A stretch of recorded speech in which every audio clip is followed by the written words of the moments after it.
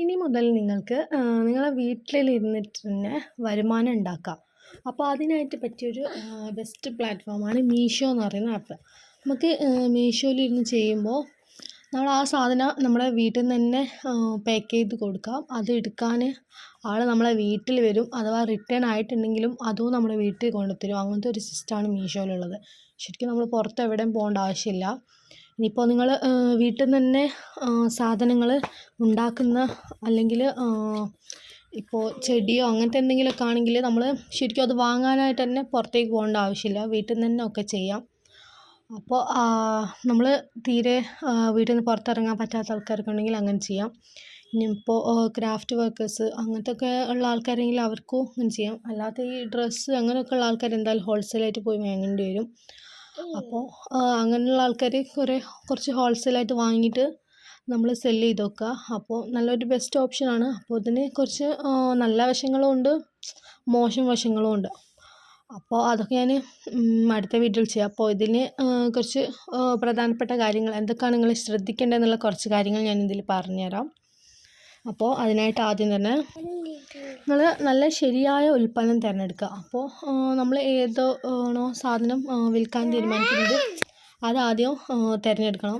ഇനിയിപ്പോൾ ഡ്രസ്സാണോ അല്ലെങ്കിൽ ചെരുപ്പാണോ അല്ലെങ്കിൽ എന്തെങ്കിലും അടുക്കള സാധനങ്ങളാണോ അങ്ങനെ എന്താണോ അത് ആദ്യം തിരഞ്ഞെടുത്ത് വയ്ക്കുക. പിന്നെ നല്ല ഡിമാൻഡുള്ള സാധനങ്ങൾ സെലക്ട് ചെയ്യാൻ വേണ്ടി ശ്രദ്ധിക്കുക. അപ്പോൾ നമ്മൾ കുറച്ച് നല്ല ഡിമാൻഡുള്ള അല്ലെങ്കിൽ ട്രെൻഡിങ് ആയിട്ടുള്ള സാധനങ്ങളാണ് വിൽക്കുന്നതെങ്കിൽ നമുക്ക് നല്ല ഓർഡേഴ്സ് കിട്ടും. അപ്പോൾ അത് ഇപ്പോൾ എന്താണോ ഇങ്ങനെ ആൾക്കാർ കൂടുതൽ വാങ്ങാൻ ശ്രമിക്കുന്നത് അങ്ങനത്തെ ഒക്കെ വിൽക്കാൻ ശ്രദ്ധിക്കുക. ഇനി പിന്നെ നല്ല ക്വാളിറ്റി ഉള്ള സാധനങ്ങൾ കൊടുക്കുക. അപ്പോൾ നമ്മൾ തീരെ ക്വാളിറ്റി ഇല്ലാത്ത കൊടുക്കുമ്പോൾ ചില ആൾക്കാരത് റിട്ടേൺ ചെയ്യാനുള്ള സാധ്യതയുണ്ട്. അപ്പോൾ അത് ശ്രദ്ധിക്കാം. അതിനുശേഷം രണ്ടാമത്തെ കാര്യം പറയാനുള്ളത് നല്ല ആകർഷകമായ ഫോട്ടോസ് കൊടുക്കുക. നമ്മളിപ്പോൾ മീഷോയിൽ നമ്മളിങ്ങനെ ആദ്യം തന്നെ നോക്കുമ്പോൾ ഓരോ സാധനങ്ങൾ അപ്പോൾ കാണുമ്പോൾ ആൾക്കാർക്കത് ഇഷ്ടപ്പെടണം അങ്ങനെയുള്ള ഫോട്ടോസ് ചെയ്യുക. 2-3 ആംഗിൾസിൽ നിന്ന് എടുക്കുക. അപ്പോൾ ഫോട്ടോസും നല്ലതാണോ അധികം എഡിറ്റ് ചെയ്തതിൻ്റെ കളേഴ്സ് അതൊന്നും മാറ്റാതിരിക്കുക. അപ്പോൾ ഇനി അടുത്ത മൂന്നാമത്തെ കാര്യം പറയുന്നത് നല്ല കൃത്യമായ വിവരങ്ങൾ നൽകണം.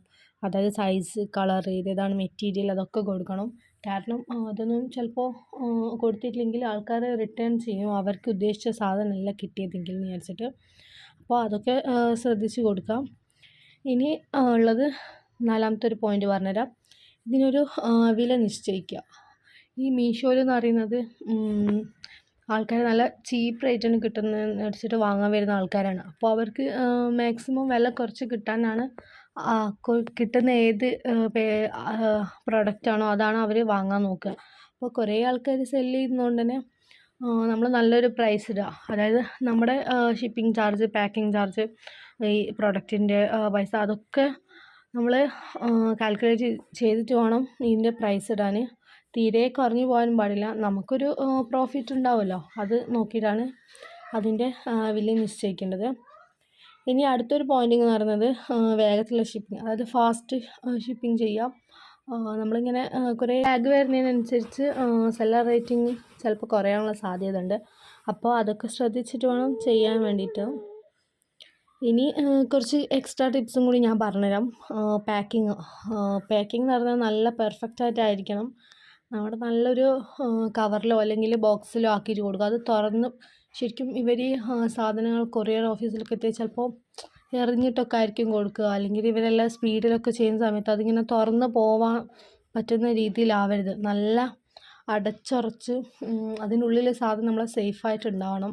ഇനിയിപ്പോൾ പൊട്ടുന്നതോ അങ്ങനത്തെ എന്തെങ്കിലുമൊക്കെ ആണ് വെക്കുന്നതെങ്കിൽ അത് അതിനനുസരിച്ച് തന്നെ പാക്ക് ചെയ്യാൻ ശ്രദ്ധിക്കാം.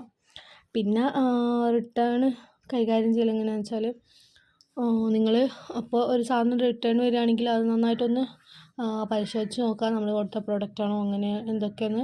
ഇനിയിപ്പോൾ എന്തെങ്കിലും തട്ടിപ്പ് നടന്നാൽ ഉടൻ തന്നെ മീഷോ സപ്പോർട്ടിൽ ക്ലെയിം ഫയൽ ചെയ്യണം. ഇനി അടുത്തൊരു പോയിന്റും കൂടി പറഞ്ഞുതരാം. സെല്ലർ റേറ്റിംഗ്, നമ്മൾ നല്ല പ്രൊഡക്റ്റ് കൊടുത്ത് നമ്മുടെ റേറ്റിംഗ് കൂട്ടാൻ ശ്രദ്ധിക്കുക. നല്ല റിവ്യൂസും റേറ്റിംഗും ഒക്കെ ഉള്ള ഇതിൽ നിന്ന് പേജിൽ നിന്നായിരിക്കും ആൾക്കാർ വാങ്ങുക. അപ്പോൾ കൂടുതൽ റേറ്റിംഗ് ഒക്കെ ഉള്ള ആൾക്കാർ വാങ്ങും. അപ്പോൾ ഇത്രയും കാര്യങ്ങൾ ശ്രദ്ധിച്ച് നിങ്ങൾ മീഷോയിൽ ഒരു സാധനം വിൽക്കുകയാണെങ്കിൽ നിങ്ങൾക്ക് ഉറപ്പായിട്ടും നല്ല പ്രോഫിറ്റ് ഉണ്ടാവും. അപ്പോൾ ഇനിയും കുറേ കാര്യങ്ങളുണ്ട്. അപ്പോൾ ഇതിങ്ങനെയാണ് ഓപ്പൺ ചെയ്യുക അല്ലെങ്കിൽ എങ്ങനെയാണ് വിൽക്കുക എന്നൊക്കെ അറിയാത്ത ആൾക്കാരുണ്ടെങ്കിൽ കമൻറ്റ് ചെയ്യുക. അത് നമ്മൾ അടുത്ത വീഡിയോ ആയിട്ട് ചെയ്യണമെങ്കിൽ ക്ലിയർ ആയിട്ട് നിങ്ങൾക്ക് പറഞ്ഞു തരുന്നതായിരിക്കും. അപ്പോൾ ഇനി അങ്ങനത്തെ വീഡിയോസൊക്കെ വേണ്ട ആൾക്കാരുണ്ടെങ്കിൽ പറയുക.